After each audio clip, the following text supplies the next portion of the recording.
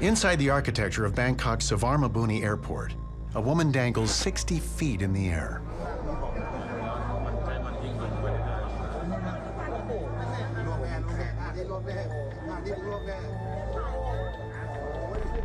She's already been there for almost 2 hours, and there's no explanation why.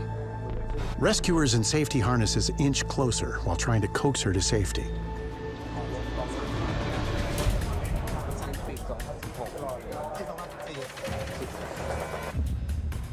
A near tragic slip turns into a miraculous recovery. Airport workers scramble to her rescue as she drops into the airbag they've set up. Reportedly, the woman had been picked up hours earlier wandering the streets of Bangkok and was brought to tourist police at the airport.